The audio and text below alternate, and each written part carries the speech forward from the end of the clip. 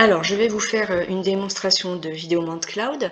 On va se connecter sur le portail donc Vidéomante Webinaire, donc c'est le portail Media Shuttle qui a été créé. Donc je me connecte avec mon adresse email et mon mot de passe. Et donc je vais arriver sur le portail en lui-même qui me permettra de télécharger des fichiers ou de charger des fichiers sur ce portail. Donc, dans ce portail, vous voyez, il y a toujours donc le répertoire Home, le répertoire racine, j'allais dire, et ensuite vous pouvez créer plusieurs dossiers et sous-dossiers pour faire une arborescence de vos fichiers à transférer ou à récupérer. Donc là, par exemple, on a créé un dossier fiction dans lequel on a encore deux dossiers, PAD et Rush, et dans lesquels on peut bien sûr ensuite redéfinir des sous-dossiers. Par exemple, ici, on a donc le fichier surf qui a été chargé dans le répertoire saison 1 qui fait partie des PAD de la fiction de Montpellier. Donc, pour chaque dossier, on peut bien sûr faire des choses très classiques, donc soit le déplacer, soit renommer, soit supprimer, soit encore créer un autre dossier, donc de manière très facile. On va pouvoir, donc par exemple, ensuite modifier vraiment la structure de toute l'arborescence. Donc ici, par exemple, test, je vais pouvoir supprimer le dossier. Voilà. Je vais pouvoir déplacer surf pour le mettre dans un autre répertoire parce que je me suis trompée au moment où je l'ai monté, par exemple.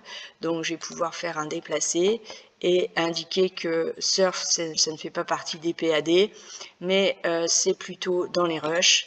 Donc, je vais mettre ça ici. Je vais sélectionner la saison 1 des rushs, l'épisode 1, et je vais donc mettre ce fichier à ce niveau-là. Donc, une gestion classique de dossier et de sous-dossier.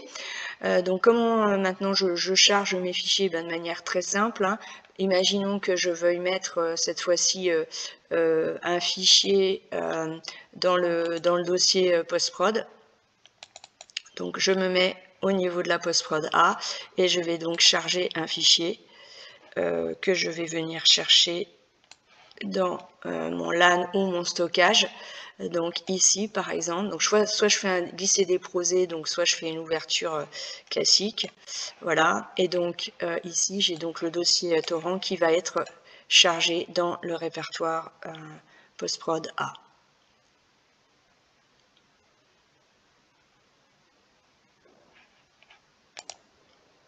Ok, donc là on voit bien que le répertoire est là. De la même manière, donc je remonte dans l'arborescence. Si je dois récupérer un fichier qui a été mis dans les rushs précédemment, je vais dans Rush, ici saison 1, je vais chercher le fichier qui m'intéresse ici et je vais donc le télécharger. Voilà, je le télécharge. J'indique évidemment où je souhaite le télécharger.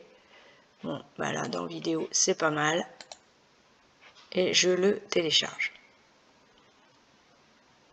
Donc ça, c'est la méthode manuelle qui permet de faire des envois et des récupérations de fichiers de manière sécurisée et accélérée. Donc c'est très simple à utiliser. On peut, à partir d'un portail share, donc qui est vraiment un portail d'échange, upload, download, déclencher un envoi, une action send. C'est-à-dire que ici, par exemple, même si mon collègue a accès à ce portail et à ses répertoires, je peux lui signaler tout de suite que le fichier est disponible pour lui en sélectionnant le fichier et en cliquant sur envoyer, ce qui permet de le notifier, de tout de suite lui envoyer le lien pour télécharger le fichier correspondant. Donc je peux même faire ça sur un groupe. Donc j'avais créé un groupe que je vous montrerai plus tard et donc je peux prévenir tout le groupe que le fichier est présent. Donc torrent dispo. Voilà, et là je vais l'envoyer au groupe. Alors bien sûr, vous avez des notifications par email de tout ce qui se passe sur le portail. Donc là, je vais y venir. Enfin, pour finir sur cette interface qui est vraiment exploitante, vous pouvez l'agrandir pour avoir plus de visibilité. Et je pense que j'ai fait à peu près le tour Vous avez bien sûr chaque fois, quand vous modifiez les dossiers, et la taille des fichiers correspondants. Donc ici, vous retrouvez normalement, la taille des fichiers correspondants. Donc là, je vais basculer sur l'interface d'administration, donc qui se trouve ici. Donc, si vous êtes admin du portail, vous allez pouvoir entrer dans cette fenêtre ici, qui permet vraiment d'avoir une visibilité globale des échanges. Alors, vous avez d'abord le tableau de bord avec les membres connectés à ce portail, les fichiers récents et les fichiers les plus larges, avec par mois, par jour du mois, ce qui a été le nombre de transferts effectués. Donc là, on a fait un petit portail rien que pour le webinaire, donc il y a peu de transferts. En général, vous allez avoir la langue du portail, et deux modes un petit peu spécifiques qui permettent de faire de l'auto-delivery, donc via des watch folders, que je pourrais vous montrer tout à l'heure. Donc la possibilité de déclencher automatiquement des envois ou des réceptions de fichiers venant du portail ou pour aller sur le portail avec vos propres watch folders. Vous avez la possibilité aussi de jouer vos fichiers en proxy avant de les downloader. Mais attention, si vous cochez cette case, ça équivaut à un utilisateur actif sur le portail. Donc, il faut être sûr que vous allez aussi le télécharger, globalement. Vous avez des liens d'expiration, donc on peut très bien utiliser des portails de manière éphémère pour une fiction spécifique ou un projet spécifique. Vous pouvez réclamer des fichiers à vos partenaires en leur demandant. Vous avez le footer. Et là, on a toute la gestion des notifications.